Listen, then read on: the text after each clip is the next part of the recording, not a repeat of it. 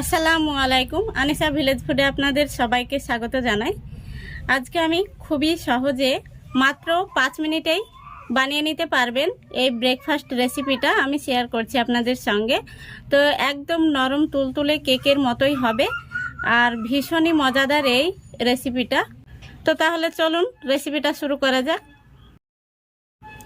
তো এখানে আমি 4টে ব্রেড নিয়েছি। ব্রেডগুলোকে আমি প্রথমে সাইজ করে কেটে নেব। তো ব্রেডগুলো থেকে আমি এইভাবে সাইডটাকে এই ব্রাউন অংশটা কেটে ফেলবো। আপনারা চাইলে এই ব্রাউন অংশটাও নিতে পারেন।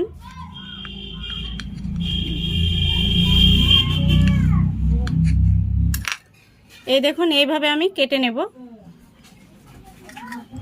তো দেখুন ব্রেডগুলো আমি কেটে নিয়েছি, এগুলো আমি নেব না।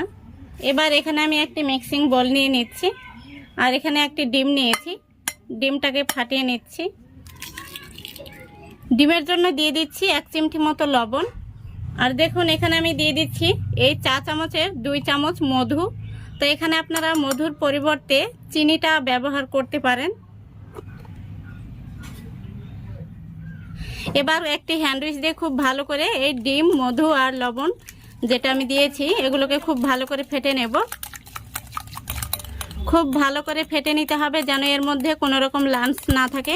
তো দেখুন ডিম আর মধুটাকে আমি খুব সুন্দরভাবে ফেটে নিয়েছি। এবার আমি এর মধ্যে দিয়ে দেব 1/2 কাপ পরিমাণে লিকুইড দুধ। তো দেখুন দুধটা দিয়েও খুব ভালো করে আমি ফেটে নিয়েছি।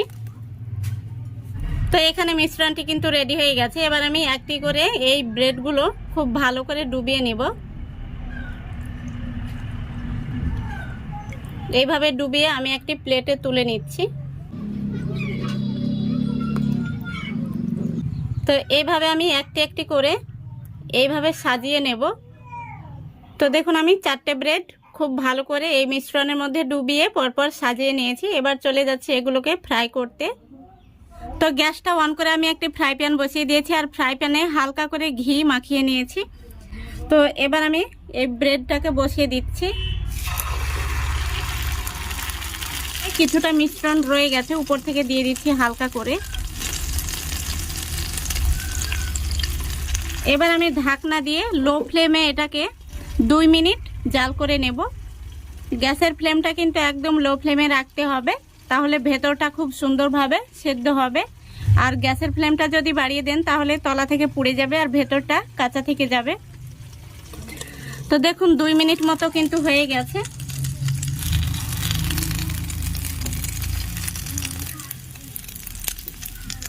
আর এইভাবে এই সাইডগুলোকে খুব সুন্দরভাবে ব্রেডের গায়ে লাগিয়ে দিতে হবে।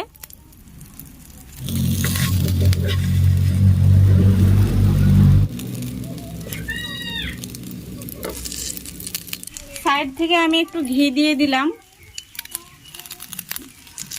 এবার এটাকে এইভাবে কিন্তু আর ঢাকা দেব না, এভাবে নাড়াচাড়া করে ভেজে নেব উল্টে পাল্টে।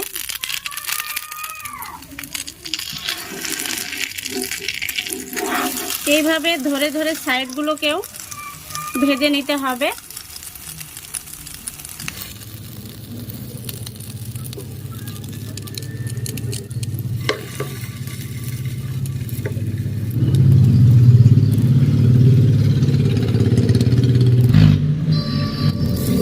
তো দেখুন আমি কিন্তু ঘুরিয়ে ঘুরিয়ে চারিদিকটাকেই খুব ভালো করে সেঁকে নিচ্ছি।